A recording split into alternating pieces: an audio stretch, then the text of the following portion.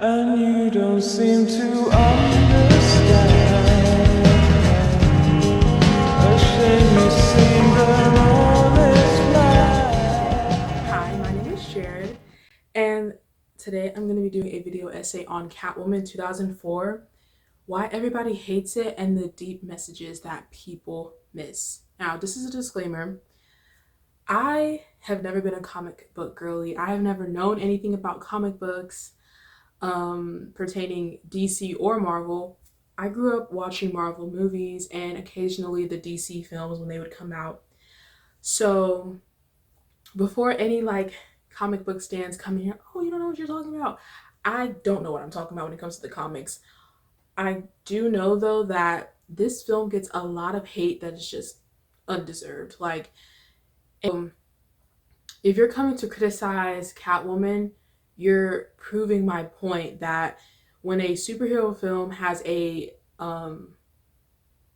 male lead, it gets no hate. The CGI, the acting, the lines, the script, it's cinema, right? It's a classic. But when it comes to something like Catwoman, where it's a male black or a female black lead, there's a lot of slack for that. So, yeah. So, I'm gonna go first by talking about the various reasons that they say that Catwoman is, specifically Catwoman 2004, is bad.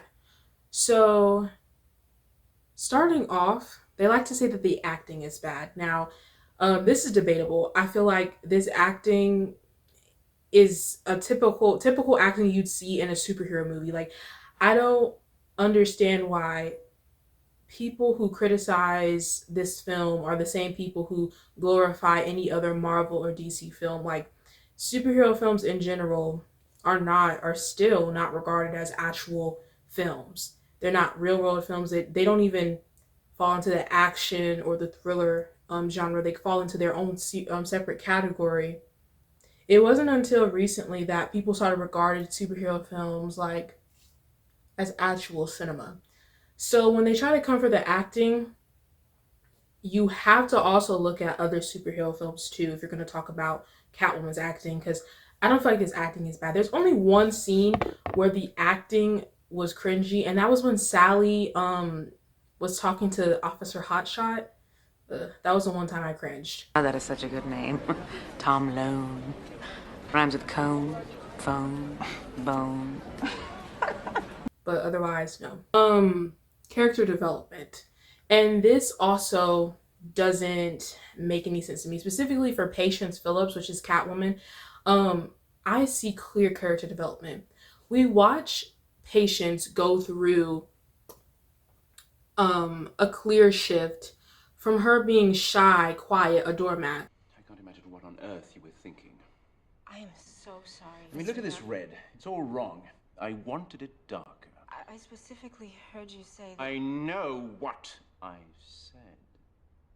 Okay, maybe I misunderstood you. Clearly.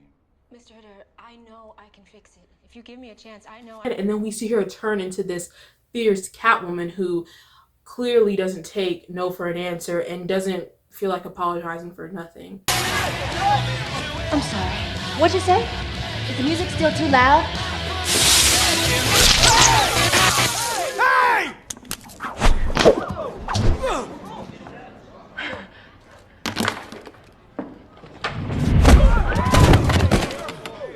You hear that?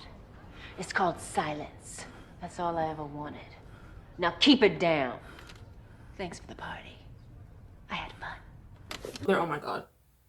Cinema. So when they say that she doesn't have character development, I'm like, are you serious? And mind you, they did this all in under 2 hours.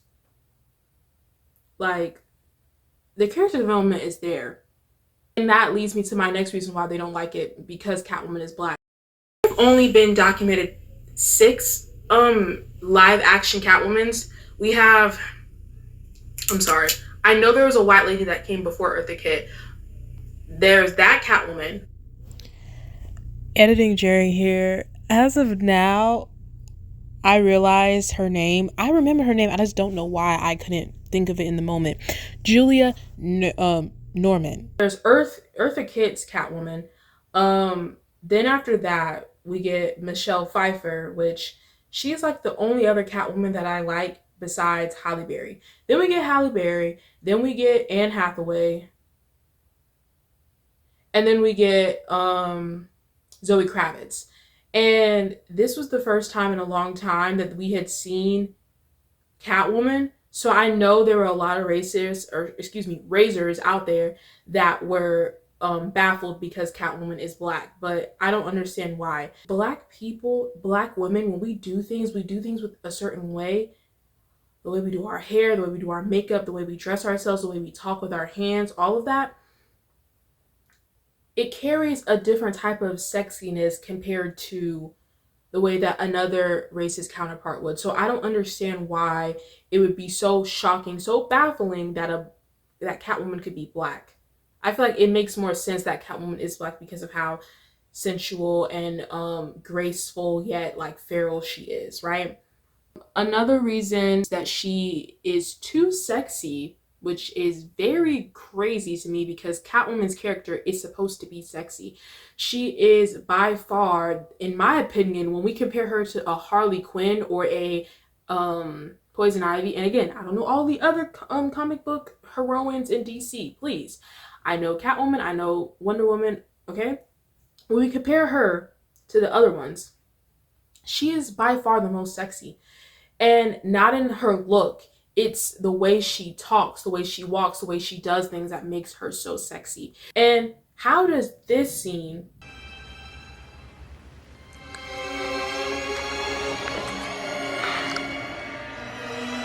compare not to like this scene?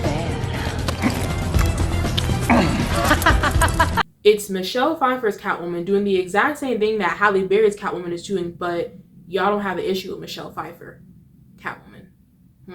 CGI. I don't know about you, but if you've ever gone back far enough in history to the early 2000s, you may have been able to tell that the CGI back then was not that good. And I hate how they try to make it seem like Catwoman CGI is crappy when it's really not. It's not as bad as the CGI that we see. Especially when we think about further films that come out even like in the future. Specifically Twilight 2012, the Renesmee CGI that they had for that baby was atrocious. Looking back, atrocious. But y'all try to say that Catwoman's CGI was worse than that. If anything, Catwoman CGI just gives off like video game-esque.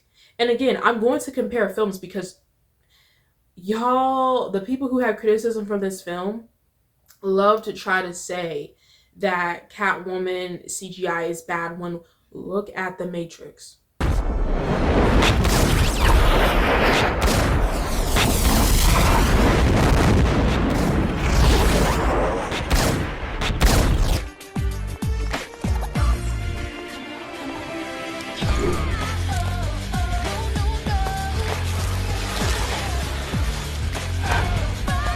That movie and that scene speaks for itself. It's not as bad. Like Catwoman and The Matrix, like that, the both of those CGIs are not as bad, and they both are coming out in similar times. Like you cannot try to make it seem like Catwoman CGI is like garbage and is B tier. It's not. If anything, it's on that level. I say it's just a step. It's like 2 steps down from The Matrix. Y'all trying to make it seem like it's in the pits of hell, and it's definitely not. Another reason that they like to say that Catwoman 2004 is not good is the costume. And this is another reason that pisses me off. Catwoman, her suit, Halle Berry's Catwoman suit, y'all cannot tell me that that's not the best suit. It rivals Michelle Pfeiffer's. Like Michelle Pfeiffer's is great. I love the freaking needle nails that she has, the needle claws. But y'all really try to say that her Catwoman suit is bad. It's innovative. And in my opinion, it actually makes more sense because of the little scratch marks that like are on the booty and the thighs of the pants That makes way more sense. The freaking gloves, the nails, the diamond nails. Are y'all serious? And I'm sorry, but Zoe Kravitz's freaking mask that she had on in the Batman, no. You're not telling me that that mask is better than Catwoman 2004's mask. You're not. Her Catwoman suit by far is the most like different and innovative suits out there. Most of the suits that we see of Catwoman literally just give off Black Widow. Like, and I'm sorry, the one that they put on Anne Hathaway looks like a freaking trash bag that they just vacuum sealed onto her. It was grayish, there was no shine to it. Like, y'all not gonna sit up here and try to convince me propaganda I'm not falling for 2026 is that Catwoman 2004 suit was ever bad. It was always giving what it needs to give. The villain. This one, I'm gonna use some comic book lore because I have done a little bit of research, okay? This just doesn't make sense to me because Catwoman's character has always been selfish. Always. And it would not make any sense for her to battle some really big guy who's trying to unalive a bunch of people. It wouldn't make any sense. Catwoman has always been an anti-heroine. She always does things for the good of herself, and the only time she steps out of that is for Batman. And it doesn't surprise me that y'all don't like that her villain is a woman and that it's over Biolene's cream, because female villains are still not regarded the same way that male villains are regarded. I think it makes perfect sense that Catwoman's villain in this was Laurel and this Biolene cream, because this is the same woman that literally told her bodyguards to flush the pipes on her. Of course, when she gets a second chance on life, she's going to go after her and try to unalive her, or not even unalive her, try to get revenge. Why would a girl who spent most of her life being shy and quiet and timid get a second chance and then decide to become a freaking superhero? No, she's going to figure out who tried to end her life, and then she's going to go live her life. But that leads to a bigger topic I'll get into later on in this video that y'all don't like about this film and about women in general. Then they try to say the plot again. Same thing. It's like, y'all are mad because she's not in Gotham. This is a standalone film about Catwoman. Why does she have to be in Gotham? Another reason, she's not Selena Kyle. I get it. Y'all had expectations. Y'all thought this was going to be some type of film that was going to get into the backstory. But Catwoman herself does not have to just be Selena Kyle. Catwoman is an archetype. Catwoman is a hero. So again, another argument that just does not make sense to me. Catwoman herself doesn't have to just be Selena Kyle. She still has the same characteristics of the Selena Kyle Catwoman. Yet y'all have an issue with that, the fact that she's Catwoman. Patience Phillips. Honestly, Patience Phillips has a better ring to it than Selena Kyle. Another reason y'all don't like her is the fact that she has cat powers. Y'all don't like that they gave her cat powers, when again, the history of Catwoman, she gets revived by cats, which gives her like 9 lives. But y'all don't like the fact that in this film, she has enhanced hearing, enhanced sight, enhanced smell. She craves fish and milk. Y'all don't like that? I feel like that's just like a cutesy little movie thing that they added in that made their Catwoman different. Because, to be honest, without those little cat skills, Catwoman is just like Batman. Put on a suit, put on some makeup, talk a certain way, and now you're Catwoman. I like that they gave her those cat-like powers. It made her, the Catwoman, more special. It made Catwoman feel more authentic than most depictions of Catwoman. So, the biggest reason why I believe, and I know to be a fact, that people don't like Catwoman 2004 is because Catwoman is not tied to Batman. Yeah. That's the truth. Every other depiction of Catwoman is tied to Batman. The earliest ones with I can't remember her name. When I find the name, I'm gonna say it. Editing Jaren will probably put it in. That Catwoman, Julia Norman again. Editing Jaren here. At the time when I'm editing this, I just now remembered that there's another depiction of Catwoman. At the time when I'm editing this, I just now remembered that there's another depiction of Catwoman in the media that I did not list, and it was in Gotham, that TV show. The actress who plays her is Cameron Bekavadava. I hope I'm saying her last name right, but yeah, she's also a part of the live action depictions of Catwoman. every other depiction of Catwoman is tied to Batman. The earliest ones with I can't remember her name. When I find the name, I'm gonna say it. Editing Jaren will probably put it in.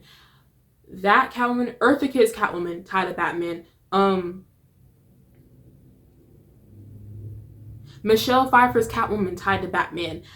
Anne Hathaway's Catwoman tied to Batman, and Zoe Kravitz's Catwoman tied to Batman. But this is the only Catwoman depiction that we have that is not tied to Batman, and that's why y'all hate her. Y'all hate seeing a Catwoman not tied to a man, not tied to Batman and his plot, because for all these other depictions that we see, Catwoman is either a villain, a love interest, or a sidekick to Batman.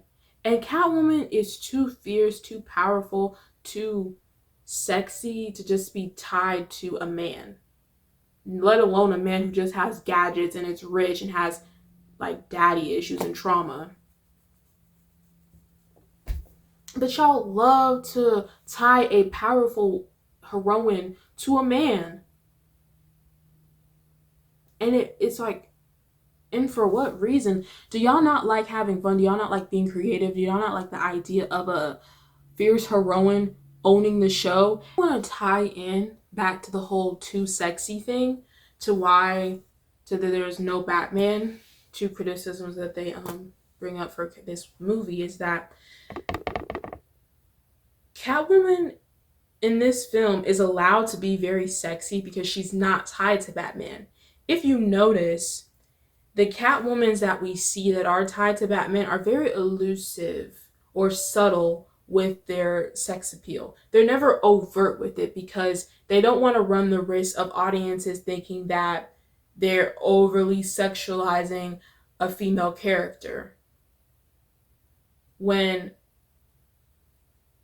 y'all know that that's not the case. That's just Catwoman's character. But it's hard to separate her character from sexualizing a female character because y'all constantly have her tied to Batman, and when they tie her to Batman, she's always a temptation for him or a villain or a sidekick. So y'all view her in that light automatically. But when we get a Catwoman like Halle Berry, who's not tied to Batman, she can be as sexy as she wants to be without any of those consequences because she's just stand alone. No Batman, no being someone's sidekick or love interest or villain. She's just herself. She's the heroine.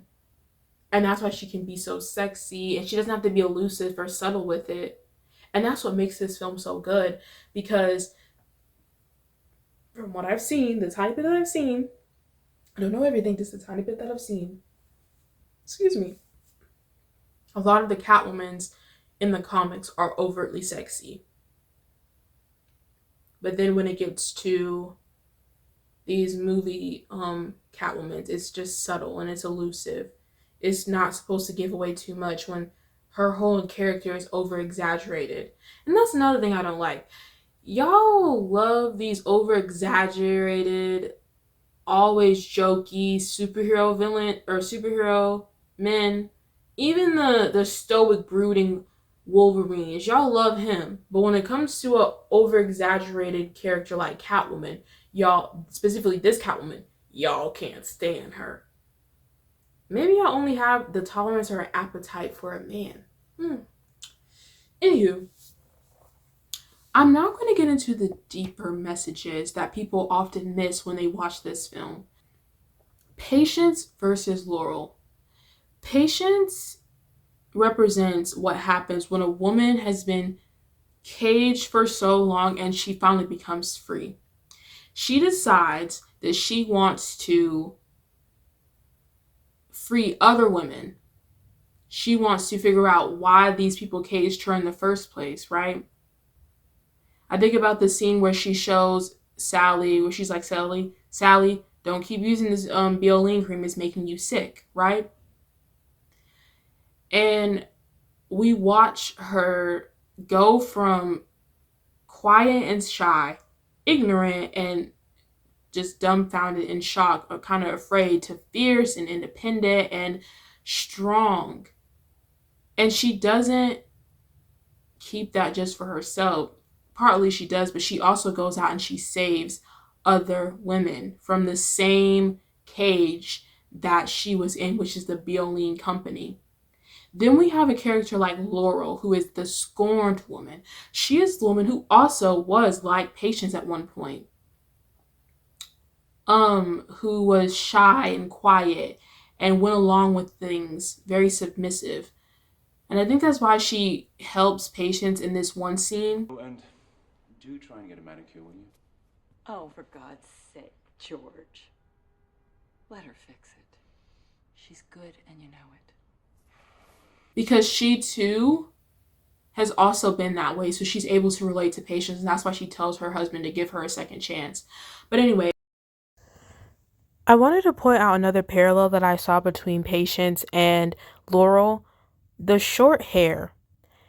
Both of these women are in their Freebird era, if you will, but their hair represents two different stages because they're two different people, right?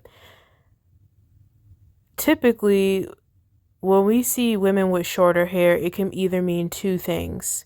One, they're getting older, right? You know, the auntie haircut. Or two, they want to do something different. They want to have fun. They want to try something new. And in the case of Patience, when she cuts her hair, it's because she wants to try something new. She's no longer being tied to the patriarchy anymore, you know, the company, Bioline, and she wants to flourish and she wants to fly. And more importantly, she wants to get revenge and figure out who did this to her and free other women. Whereas Laurel's hair being short represents her getting older and the industry telling her that she's expired and trying to get rid of her. Because you may notice that in earlier pictures in the movie, there's different pictures of her with longer hair, but now her hair is short. So it's another parallel that we see. Both of these women are free, but two of them, they're operating in two different ways. Their hair represents two different things. she is afforded an opportunity. She's quote unquote freed, like Patience, but she's freed by a man. And that's what differs Catwoman, Patience, from Laurel. She is freed. Catwoman is freed by herself, whereas Laurel is freed by a man. And in this freedom, she gains, confidence and beauty and status and wealth. But it's on a very, very short leash. And George, her husband, quickly tugs at that leash, and suddenly she's 40 years old and she's being replaced by a new young 18-year-old model. And she is furious, as anyone would be. This woman, by the way, she is gorgeous. Like, I don't understand why he ever wanted to replace her. But anyways, she's scorned, she's furious, and because she has benefited from the patriarchy for so long, right? She got her leg up through a man. Because she's benefited from the patriarchy, she doesn't want to let that go so easily. And that is why she not only tells her bodyguard to flush the pipes on Patience, but she also unalives her own husband to keep Violene alive, to keep herself at the top of the food chain, right? How'd I do? The Clyde flesh thing was a little tricky, but I think I pulled it off.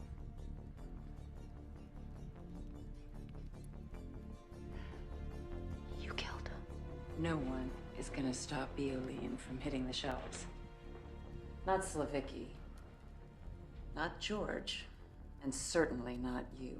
But she does not realize that this power is temporary because you are still feeding lies. You're still a part of the patriarchy and you think you're benefiting from it, but you're actually falling in it.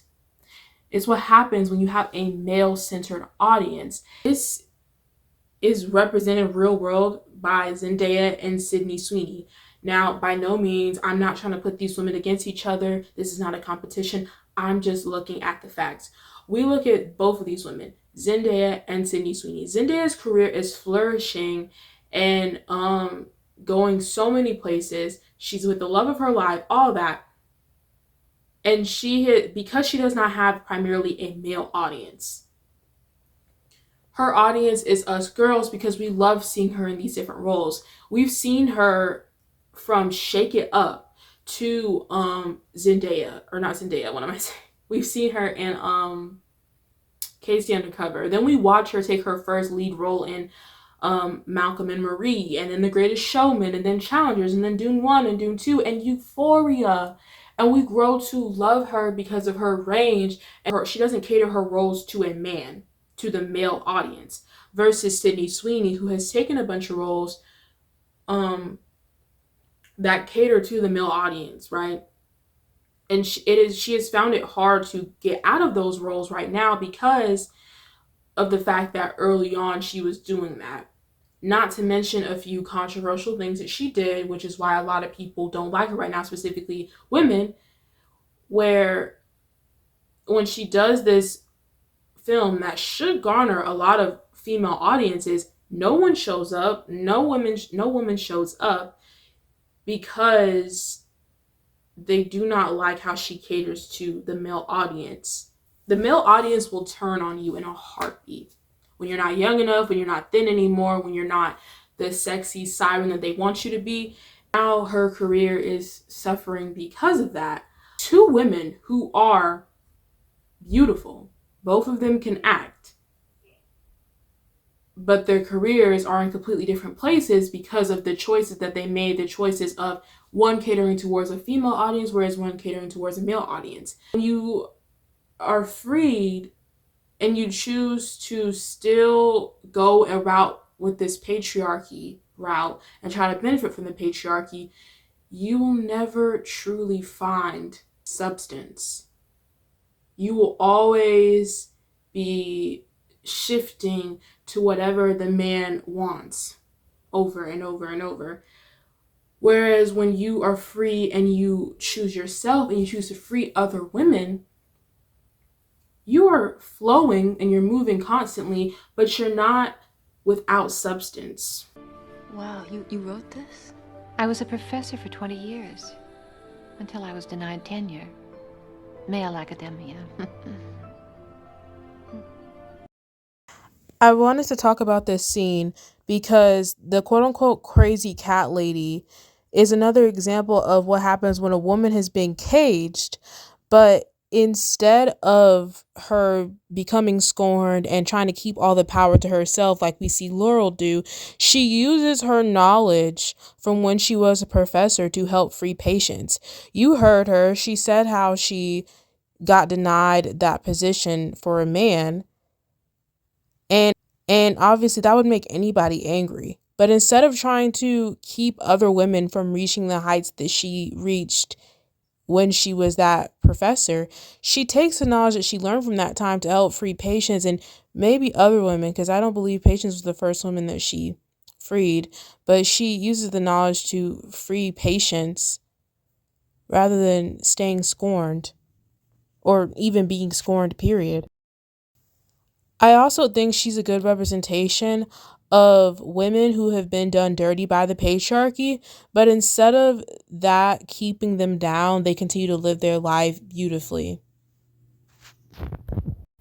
And that is why the pick me will never be picked. Because when you constantly try to get attention from men, hoping that, oh, I have pretty privilege, so I'll benefit from the patriarchy and I'll be good. Life will never really be good because you're always tied to a man, and men will flake on you. Men will change. They can choose to leave you behind in a heartbeat. Moving on, becoming untouchable isn't a good thing. Watch this scene and tell me, is this not scary? It's all right. Don't be scared. Great. You haven't got a clue, do you? I mean, we are of absolute ruin here, and your brilliant piece of advice to me is don't be scared. No, my advice to you, George. Quit the self-tanning. Stop eating Viagra like they're vitamins. Resist the urge to date children born the same day they invented the cell phone. For once, George, in your miserable life, be a man.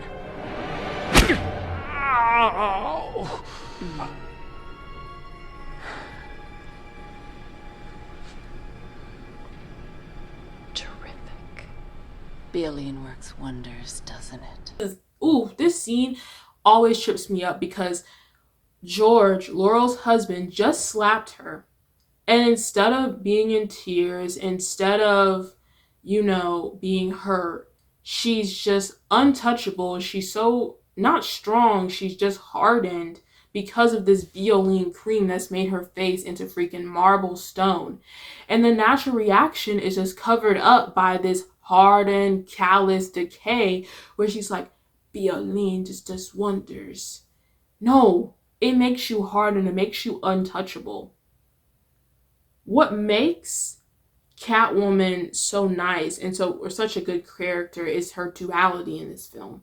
She is fierce, but she's also soft. She's feral, but she's also contained. And it makes seeing the switch back and forth between Patience and Catwoman so gratifying. Being untouchable is not good because you never get to experience the good things. If you're never vulnerable, then you never let someone in to love you. And yes, letting someone in means that they can hurt you.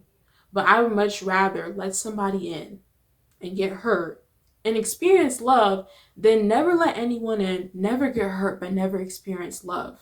That's the risk that you run. And we watch Laurel in this film become so hardened to the point where nothing hurts her, and that keeps her from receiving anything good. Whereas Catwoman, who is not hardened, she's not untouchable. She has gotten knocked down in this film, but she gets back up. And more importantly, because she's not untouchable, she's vulnerable, and she allows Officer Hotshot to come into her life and give her a good time, give her some happiness, some joy. And yeah, he does end up figuring out that she is Catwoman because she lets him in.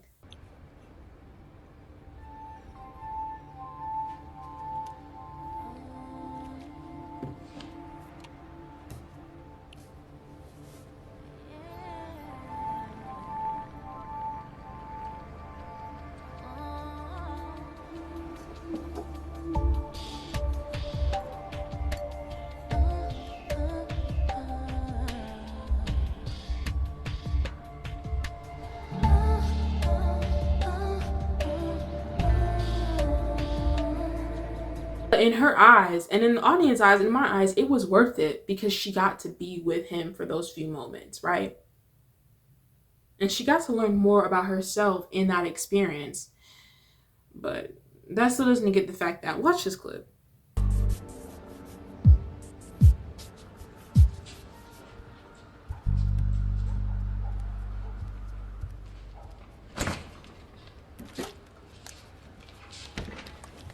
Let this be a lesson to you ladies. Don't let no man be up in here walking around your house, because what was you doing? Look at him up in her house, walking around. Instead of laying his tail down, he want to go in her fridge, get her Dasani water, and that's how he found them freaking claws. You should have laid your tail down or go to sleep. That's what you should have did. Ooh, makes you never want to let a man in your house. Anyways, The last message that I think a lot of people miss is that the patriarchy wants women to not trust what they feel. Again, watch this clip. I think this is a total waste of time. Don't What? think ever. Consider it a condition of our relationship.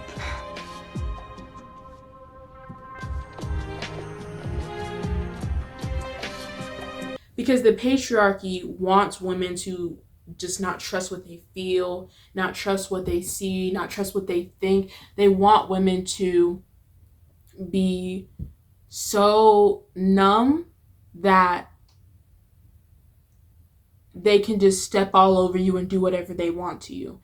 That's why I think about the healthcare system and how screwed up it is towards women, where a woman will talk about having bad period cramps and they'll just be like, oh no, this is normal. But then come to find out there actually is a deeper problem, but nobody listened to her just because she's a woman. Or certain procedures that they just give us regular painkillers for, whereas when it comes to a man getting that exact same procedure, they put them on anesthesia, right? But when you come back into yourself, when you unlearn misogyny, internalized misogyny, when you start to debunk the patriarchy and realize that it does not benefit you whatsoever, you get an understanding of how you feel, of what you like, of what you desire, of what you crave. And that's where you find that true power, that true freedom again that the patriarchy tried to take away from you. And I'm so glad that the model in the film got up and walked away after George told her that. Because what do you mean, don't think? No, I will think. If this thing is a waste of time, it's a waste of time, and I'm getting up and I'm getting my butt home. Anywho, the last part of this video, I'm going to talk about my favorite part of this movie, which is what happens when a woman begins to prioritize herself. I'm going to show you this clip. Catwomen are not contained by the rules of society. You follow your own desires.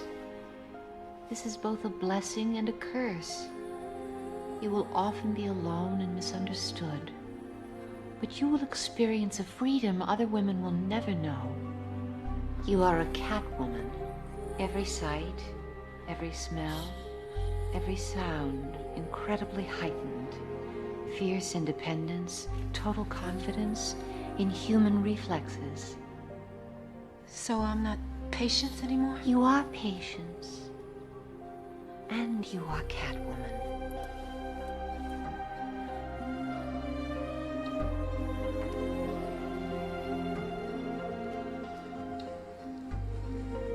Accept it, child.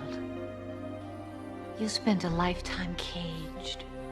By accepting who you are, all of who you are, you can be free, and freedom is power. This scene is so powerful and so enchanting because it captures a moment that not every woman, but some women will get to experience when they finally let go of trying to please everyone else, serve everyone else, care about everyone else, and start to prioritize themselves. I like to use the word Catwoman in this scene as just a metaphor. Replace that word with what happens when feminist women who know of feminism and believe in feminism, they cannot be contained by the same rules of society that other women contain themselves to, right?